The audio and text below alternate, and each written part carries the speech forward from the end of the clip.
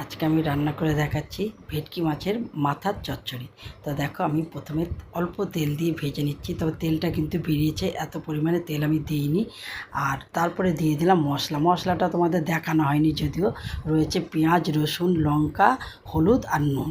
আদা কিন্তু এতে দেওয়া চলবে না, তাই এই মশলাগুলোকে ভালো করে কষে নিয়ে তারপরে আমি দিয়ে দেবো গরম মশলা।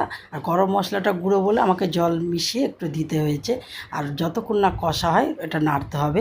আর তোমরা কে কোথা থেকে দেখছো, যদি ফেসবুক থেকে দেখে থাকো তাহলে তোমরা লাইক কমেন্ট শেয়ার করে দিও, আর ইউটিউব থেকে দেখলে তোমরা লাইক কমেন্ট শেয়ার আর সাবস্ক্রাইব করে দিও। তাই রান্নাটা দেখো আমি করছি বিনা জলেই কিন্তু করা হচ্ছে। এখনও পর্যন্ত আমি জল দিইনি, সামান্য একটু জল দিলাম, কারণ মশলাটা যেহেতু দিয়েছি সেই কারণে মশলার একটা গন্ধ থাকে, তাই মশলাটার জন্যই আমি একটু জল দিয়েছি। তা আমার রান্না কমপ্লিট ভেটকি মাছের মাথার চচ্চড়ি।